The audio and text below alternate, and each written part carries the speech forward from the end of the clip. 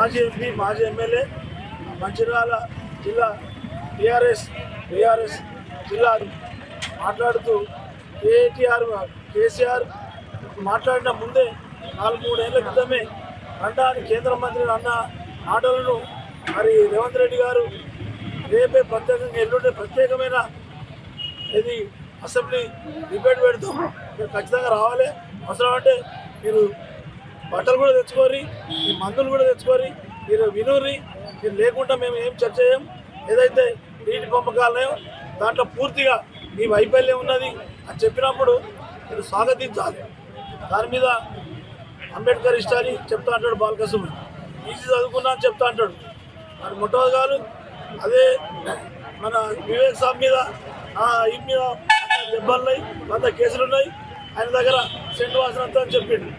మరి ఇలా 100 కోట్ల రూపాయలు సంపాదించాడు. మరి గద్దార్ గారు ఏదైతే అంబేద్కర్ గారిని నమ్మిండో, మరి గద్దార్ గారు 50 ఏళ్ళ జీవితంలో కూడా ఇది రండా గిండా అనలేకపోయాడు.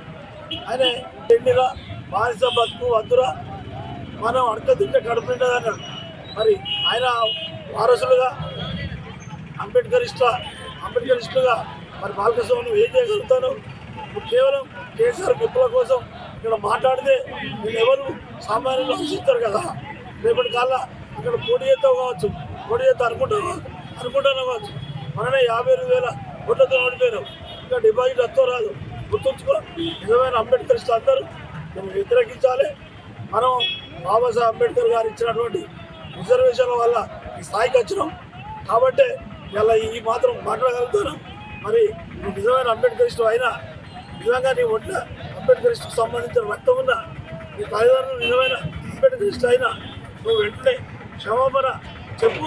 అంబేద్కర్ విగ్రహం దగ్గర మంచి వాళ్ళు ఎక్కడైనా పోయి చెప్పరేసుకుంటావా, ఉప్పు విగ్రహతావా, అది నీకే వదిలిపెడతాను. మరి భవిష్యత్తులో ఇలాంటివి చేస్తే ఇంకా చాలా మన అగౌరవం పడేటట్టు అవుతుంది.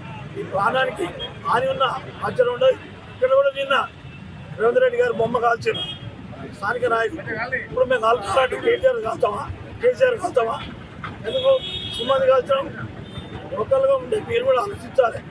6 గ్యారెంటీలు కావాలంటే కాంగ్రెస్ పెట్టిన గ్యారెంటీలు ఆల్రెడీ 2-3 ఇంప్లిమెంట్ అయినాయి, ఇంకా 2-3 ఇంప్లిమెంట్ అవుతాయి. కాబట్టి ఆ గ్యారెంటీల గురించి మీకెందుకు కడుపులోకి మేము కరెక్ట్ చేయలేకపోతే పబ్లిక్ మళ్ళీ మిమ్మల్నే కదా ఆశీర్వదిస్తారు, మిమ్మల్నే కదా సమర్థిస్తారు. మేము ఫెయిల్ కావాలనుకుంటే మా గ్యారెంటీలు వెంబడి మీరు పడద్దు. మీరు ఏమేమి రైతు బంధు ఇచ్చారా, రైతు బీమా ఇచ్చారా, ఇంకో ఉద్యోగం ఇచ్చారా, 3 ఎకరాల పొలం ఇచ్చారా, ఎస్సీలకు ఎస్టీలకు సీఎం పదవి ఇచ్చారా, అవన్నీ చెప్పుకుంటే మీ ఇజ్జత్ మానం పోతుంది అని తెలియజేస్తూ